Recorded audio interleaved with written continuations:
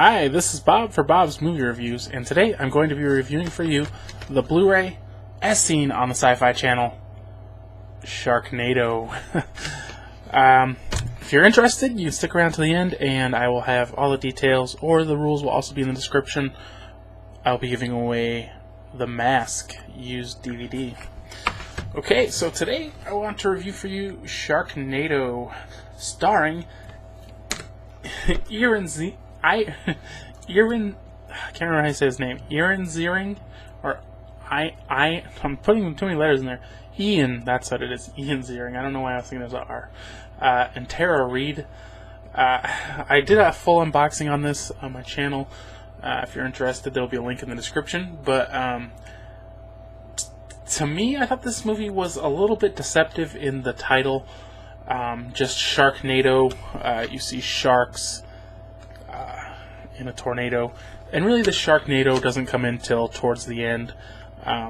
So how does this movie kind of start? Well, first of all, let me say this movie is 86 minutes long and is a horror sci-fi movie. Users on IMDb have rated this a 3.5 out of 10. Now, this is from the wonderful The Asylum Studios, who kind of do a lot of these movies that you see on like Sci-Fi, or they're kind of the cheaper B movies. And so this movie starts out in the ocean. There's a fishing boat and they're catching sharks, and then some guy, or the captain, is negotiating for like $1 million for so many sharks or something. And then a terrible storm comes. A shark gets washed onto the deck, eats a guy, and then somehow these two guys get into a gunfight. I'm not even sure how it starts or where it comes from. They get into a gunfight, and the guy's like, "Oh, I'm taking the sharks and the money."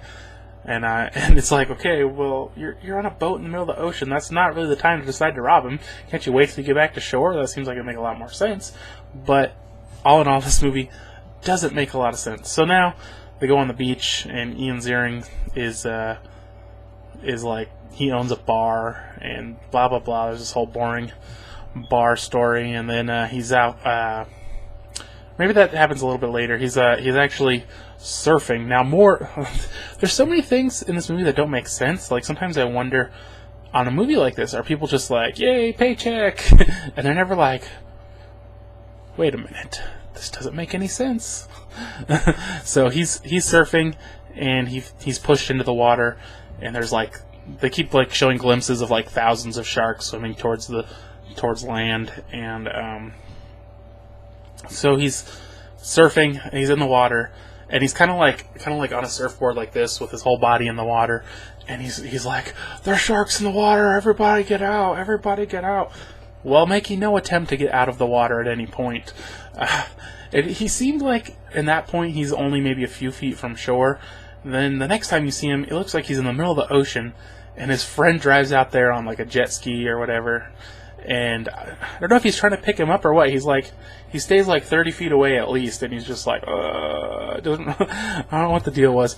Then a shark comes up and grabs his leg, and it's like, rah, rah, rah, on his leg. We see him later, he's just got this tiny little cut, and then he's drinking at the bar, and it's like, what is going on? It doesn't make any sense. So they finally get out of the ocean, and for 20 minutes there's just people running back and forth in the background, totally fake screaming behind them. It's like one 10-second scream track played over and over. It's like, okay, come on. I think by now people have left the beach. There was only 30 people there. I think in this much time they managed to get off the beach. It's just kind of whatever. So then they're in the bar, like I was saying earlier. They're in the bar, and he's like, "Oh, the storm's getting bad, everybody leave." And the girl, who's got a crush on him, she's wiping off the counter, and he's like, "I told you to leave," and nobody's even leaving, and she's like, "If this place goes down, I'm out of a job." And it's like, what are you gonna do to stop it? Are you gonna hold it together? What are you gonna do to protect this bar from a hurricane or tornado or tidal waves? What are you gonna do? There's nothing you could do. So then just you see these waves, and they're kind of on the pier, so you see waves coming and coming and coming, and all of a sudden about 100-foot wave comes on the bar. Shark comes through the window. I think it eats somebody probably. So then they're like, oh god, we gotta run. And so they start running. I think at one point she killed a shark with a pool stick, because that obviously seems like it's pretty feasible. And they're like looking for weapons. The one guy takes a stool. Can't remember what the other guy takes, and she gets a shotgun. And it's like she hardly ever uses it, like when she needs to, and then just randomly she'll shoot sharks with it. So what are they gonna do? Well, he's got to go save his wife and his daughter. Even though his wife doesn't want him to come, they think there's nothing wrong. Oh, it's just a little rain. So they start heading over to their house. Well, they're getting on the freeway. They're like, let's get to the freeway. The freeway's higher ground. So the on-ramp is like this. The freeway is up here. And so they're driving up it. And then tidal waves come up over the top of the freeway and land on them. I'm like, they're lower than the freeway. How is the water not to them? It's like, what? How is the water higher than lower? Where? How? How? So then he's like, we gotta go help those people. They're not gonna make it. And then so he gets out. Well, he looks in his rearview mirror, and there's a whole ocean right behind him, and about 1,000 sharks right behind him. They get out. The road is barely wet behind him. I'm like, what happened to that? Where'd all the sharks in the ocean go that were just right there? Where did it go? Where did it go? So they help those people, continue on their journey, finally gets to his wife's house. Again, there's only a small amount of water on the ground. Like, it's raining throughout most of this time, but no water has collected on the ground, I guess is what I'm trying to say. So he gets in there and his wife's like, what are you doing here? We don't need your help. And her new boyfriend's like, they're not your problem anymore. They're my problem. And his daughter's like, I hate you, Dad. You leave. You're mean. Whatever. And then all of a sudden, a wave comes into the house, floods it, at least to their waist. A shark comes in, kills somebody. They trap the shark. They get out somehow. And I'm like, when they walked in, there was no water on the ground. How did their house flood 3 feet? I mean, you can't just instantly flood a whole city, So I'm like, okay, whatever, fine, it's flooded, whatever. They get outside and there's no water on the ground again. It's just damp ground. How did their house flood and nothing else was even not even like an inch of water? Like, how? It doesn't make any sense. So then they leave, and then of course once they leave, the whole house collapses out of nowhere.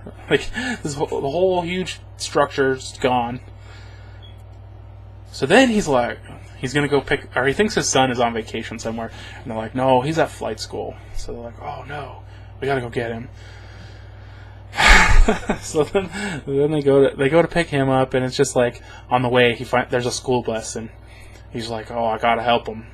Oh, and I didn't mention this, but he used to be a firefighter, so he's kind of like maybe somebody who might be helping people, And his wife's like, you need to quit worrying about other people. Your daughter's in the car. Worry about her. And this is Tara Reid.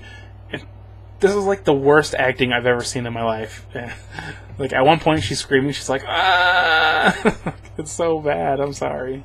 But it is. And so then he's like, oh, I can't get there from here. I'll have to rappel down from the bridge. Luckily, it was right at the bottom of the bridge. So they go up to the top of the bridge. And it's like, how are they not in any water? The school bus, the water is up 3/4 of the tire, and it's like, but they're not in any water, and they're 3 feet away. So like, okay, whatever. Drive up to the bridge, rappels down on a rope, gets to the door, and it's like full of kids. Now they keep cutting to like different angles, so when you see the side view of the bus, it's like to the bottom of the emergency door, and then like this could just be kind of tricking you, but when they show from the top, it looks like the water's to the roof, which again could just be the perspective. But then they show these images of the sharks that are swimming by it. I assume they're swimming by it. They don't actually show the bus, but you're at this whole bus scene. I doubt they're showing like random images from the ocean somewhere. So showing the sharks swimming around the bus, they're in at least 30 to 40 feet of water. I mean, it's ridiculous. I mean, like I said, it just doesn't make any sense. How can they be swimming by the bus and there's no street under them? How come they're not like almost to the top of the water? They're just in the middle of the ocean, it looks like. So he saves all those people. Oh wow, another another rescue. You're so amazing. So they finally make it to the pilot training school, and I'm giving away this whole movie. I really don't care. So they're heading to the pilot training school, and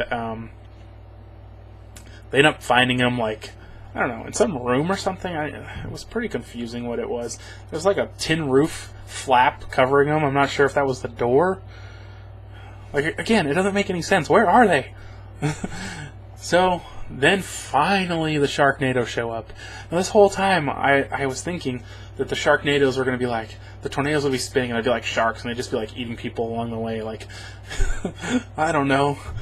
So the Sharknados finally show up and like, there's like sharks being dropped along the way, but most of the sharks are like from the actual tidal waves being, you know, kind of being swept onto land. And so now they're like, we gotta stop these tornadoes. If only it were that easy. If only it was that easy to stop a tornado. And the kid's like, I found these propane tanks, and we could make these bombs, and we could throw them into the tornadoes, and it would kill all the sharks. And then the friend, who's gotten like eaten by sharks like 3 times already, he's like, you know, when a tornado forms, it's a mixture of hot and cold air. So if we throw this in, it will not only kill all the sharks, but the hot air from the explosion will dissipate the tornado, saving everybody. Luckily, the kid knows how to fly a frickin' helicopter already. He's like, I'm the only one who can do this. So they go up there.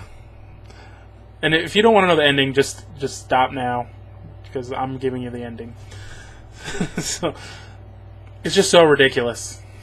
So go up there. Him and the girl who has the crush on his dad. Now she has a crush on him, and he has a crush on her. And they're going to live happily ever after, obviously. So they go up there in the helicopter, and they're like throwing the bombs in, and you know, tornadoes are going away. I can't remember. I think it was like the last tornado or something. She flies out of the helicopter for some reason. I don't even know. I kind of stopped paying attention at this point. She flies out of the helicopter right into a shark's mouth. And then, okay, whatever, fine, she's dead. Who cares? And for like 5 minutes, he's like, no!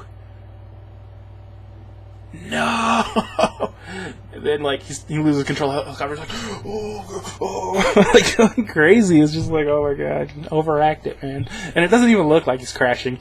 And I'm pretty sure when they showed the CGI footage of him in the helicopter, there was at least 3 different helicopters they put in there. Like, he's in a different helicopter every time. And so he crashes.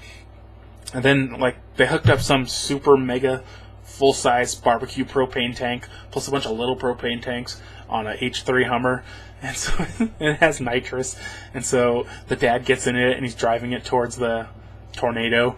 And he's going fast already. He hits the NOS button, it takes off, and he just jumps out of the door. Doesn't even mess up his hair as he tucks and rolls out. I'm like, come on, man, you gotta get hurt from that. You're jumping out of a speeding car. It has to hurt. And it goes in and dissipates the tornado. So the terror's over, or so we think. Now all the sharks are falling from the sky. And he's like yelling at his daughter, move, move, and he's like running after her, move, move. And then the shark is like coming down, and I swear, now I didn't rewatch this, but I swear he pushes her, and then you see him and he's like 100 feet away. Unless it was somebody else, and he's got a chainsaw in his hand, and he's like running, and then right as he gets there, the shark comes down with his mouth open onto his head, and he has the chainsaw up. And then they're like, oh my god, he's dead. I'm like, the shark didn't even bite him, what the heck? Like, he just went straight into its belly. So then they're like, no, he's dead. And then you see like this, it looks like it's like this big, this terrible CGI chainsaw, like cutting out through a CGI shark, and like blood squirting everywhere. And then they cut to like this huge styrofoam, I don't even know, shark, and he's like cutting his way out. Gets out, I'm like, oh my god, you can see like nothing inside the shark. No, like it's not blood coming out. You don't see any bones. You don't see anything coming out. I'm like, whatever, man, it's over.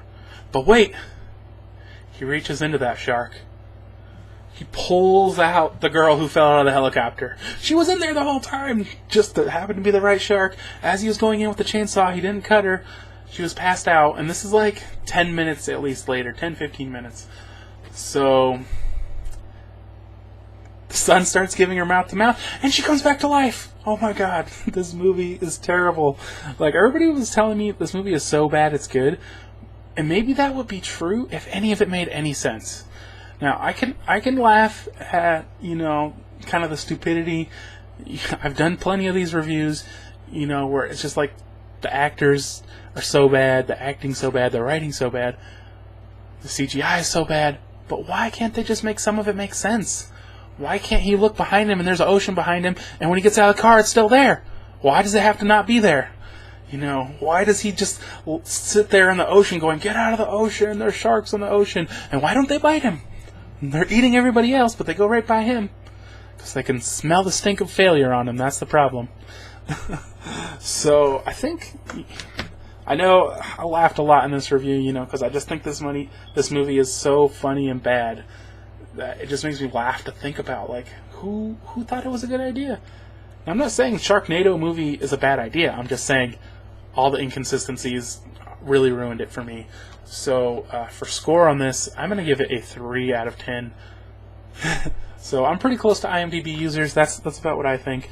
You know, so, I hope you enjoyed that review. And remember, if you would like to win a free copy of The Mask on DVD, just leave a comment below saying you'd like to win. Be sure to be subscribed to my channel. And remember, this is open to U.S. residents only.